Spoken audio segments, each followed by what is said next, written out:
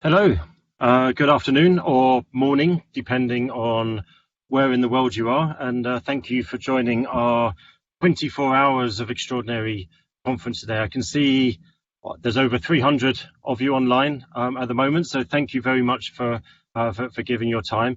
Always slightly unusual being able to talk to you, not being able to see you. So I'm hoping that you can see and hear me okay. I'm sure the moderators will tell me otherwise. So thank you for joining. I also want to thank my colleague Nick Foley down in Sydney for kicking off this event, which will take us through the next 24 hours, following the sun from Sydney through across the world and ending up in San Francisco.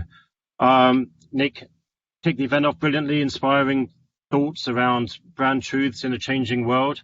So thank you to Nick. And I also want to thank the team, the Landor&FITCH team around the world who have put this together, have made it happen, despite being on lockdown in multiple parts of the world. It's really shown, and I think as many of you would have experienced, just what can be achieved in these difficult and extraordinary times. My name is Jonathan Cummings. I have the privilege of being president of Landor&FITCH in Greater China, based here in Hong Kong, and it truly is a privilege. And again, I also want to take the opportunity here just to say thank you to my team here, to my colleagues around the world, to our clients, to our partners who have pulled together and have really kind of worked so hard through these last couple of months. In the next 10 minutes or so, I want to share some thoughts specifically around the future of destinations. It's an area that I and my team here and colleagues around the world have been very focused on for some time now. The world is building bigger and more airports. It's been building more and more kind of office campuses of malls and sports stadia and music venues.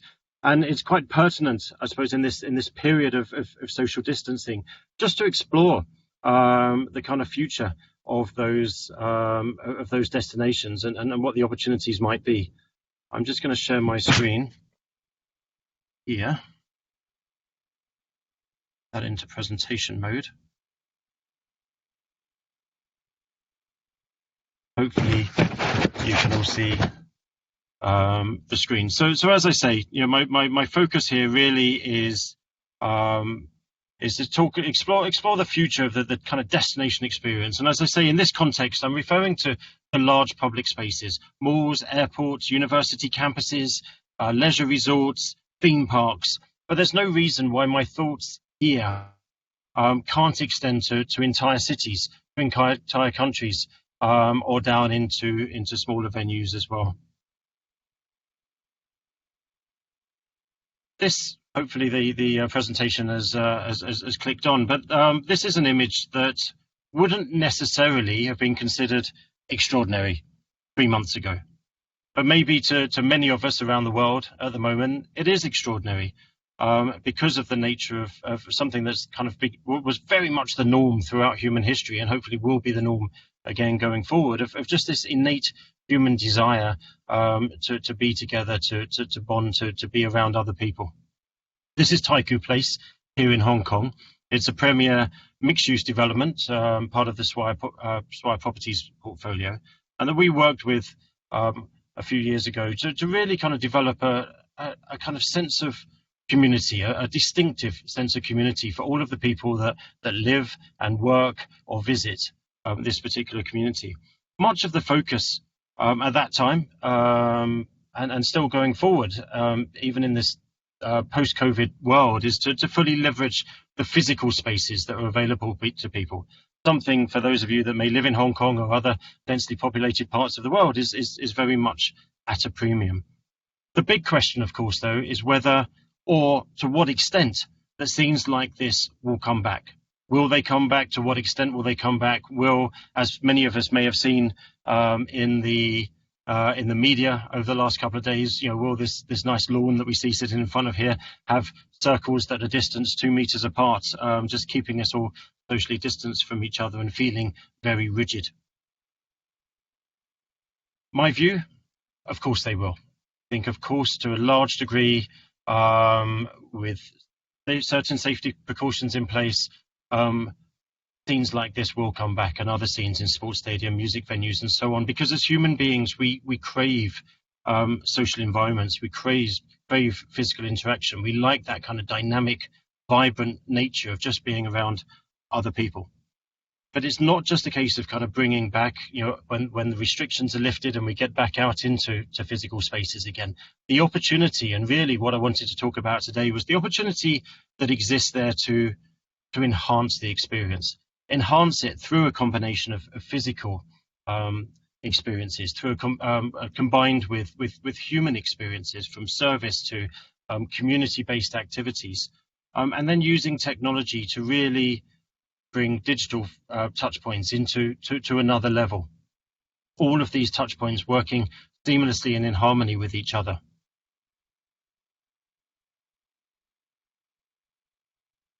So even pre-COVID, we were starting to see fundamental changes in the way that people interacted with public environments. In the mobile age,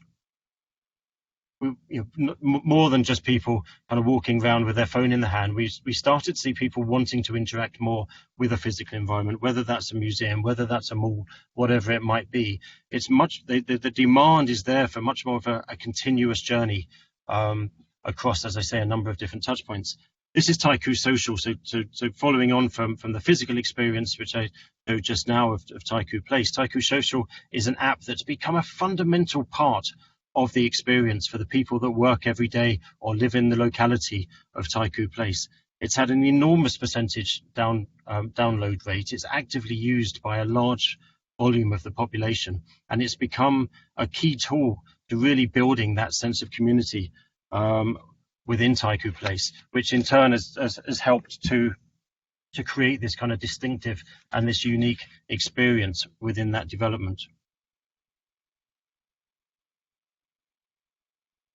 This image, which I love, this is K11 Musea, also here in Hong Kong. It opened in November last year, an unfortunate time to open a new destination with the social unrest that we had in Hong Kong, followed by COVID-19. But it's a spectacular experience, and it's really pushed the boundaries of what a mall experience could, should, might be. In fact, New World Development, the developers and the operators of this mall within the K11 portfolio of theirs, don't like to refer to it as a mall. It is really a kind of a center of gravity for art, for culture, for experience, and so much more. But when K11, when this experience, when this destination really has the opportunity to fully open and the crowds come back in, I think what we'll see, we won't see people just shopping, just hunting for transaction. What we'll suddenly start to see is people coming together as a community, coming together, interacting with others, interacting with artwork, interacting with cultural events, and so much more than a typical mall around the world. And I'm excited to see the full potential of this and other destinations as it all starts, as life in a relevant way starts to go back to normal next year. As I say, the past decade has seen an explosion in new malls, new airports, new entertainment venues, sports stadia and more, and especially here in Asia. And right now, there are big questions about whether these destinations, large or small, will ever get back to pre-COVID norms. My view, as I said before, is no, they will get better, because the opportunity is there the opportunity is really there to expand their role, to redefine the experience. And that opportunity, highlighted by COVID-19, has really kind of and been presented by COVID-19, is to throw away some of the conventions, throw away some of the norms that we've got used to over the previous decades. It's no longer about a shopping trip, simply watching a match on the pitch or a band on the stage in the form of a linear journey. The future is far more about a continuous 360-degree omni-channel experience that's focused on this sense of community. And it needs to be a seamless combination of physical, human, and digital touchpoints that need to seamlessly integrate to deliver great experience journeys. As I say, in the world of sports, just turning up at a physical stadium, watching the match on the pitch and then leaving is no longer enough. It has to be, it can be, it should be a far richer experience than that.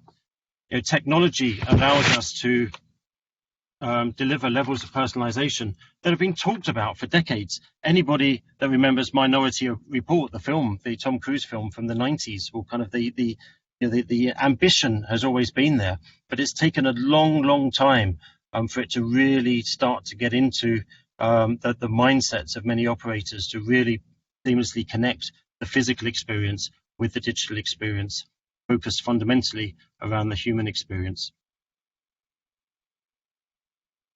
Technology has long offered us the opportunity to deliver levels of personalization that we've been talking about. But technology is very much the enabler, not the driver. As an example, this is the bottom right picture is Sun Hung Kai, another Hong Kong developer. This is their new flagship mall in Shanghai, where we're using facial recognition to deliver highly, almost hyper-relevant content. And there's a difference between hyper-relevance and personalized. Hyper-relevance is when we're making it relevant to you as an individual based on your demographics. We may not have knowledge about who you are, but we can tell using facial recognition what it is that you may like, and starts to serve up content that we believe is relevant to you. And that then develops further once we start to capture data and connect different digital touch points to increase the level of personalization. But this only works in this mall with this developer, who are very forward thinking, because they have the ambition, they have the strategy, and they put the platform in place to deliver about it. As I say, technology enables us to do a lot. It enables us to do amazing things, enables us to transform an entire experience. But technology is only the enabler, not the driver change. So the opportunity is there for the taking, but it's going to require a change of mindset from all stakeholders, from the operators as well as the retailers, the F&B providers and operators, event organizers, airlines, whoever the major stakeholders are in a particular destination. They've got to work together, they've got to come together, they've got to join together to create this unique experience around a sense of community. The experience will be delivered in a highly personalized, hyper-relevant way through a multitude of touch points that sit on a single platform. All too often we see different touch points being driven by different technologies working completely independent of each other. That can't happen going forward. To deliver truly unique experiences, the different touch points need to connect. We've been working with airports, with malls, with office developments and more for the past few years to develop such platforms that have driven this experience for K11 Museum, for Taikoo Place and more.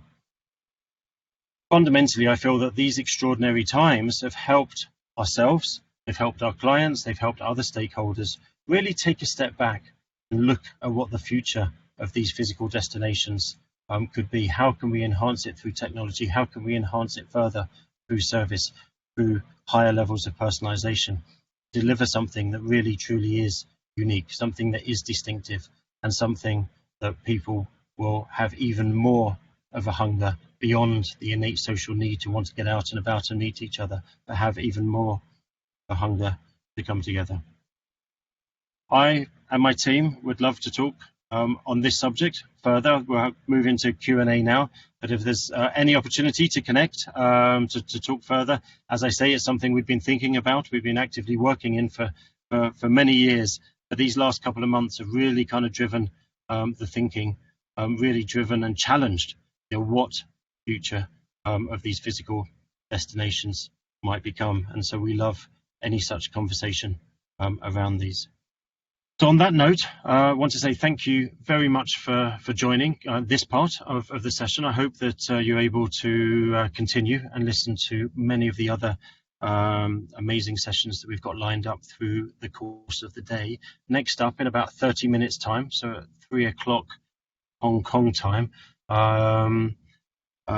Lulu, the managing director of Landor from Mumbai, will be sharing her thoughts and on extraordinary brand transformation, and thereafter we will be following the sun through Europe and off to the US with a broad range of different topics All of these sessions, I think, will be available on afterwards. They're all being recorded. And as I say earlier, I'm very keen to continue asking questions. You can reach me, jonathan.cummings@fitch.com, or through the Landor&FITCH websites. And we'd love to continue the conversation with you. But for me now, enjoy the rest of your day. Thank you very much for joining. Thank you very much for listening. And have a good day.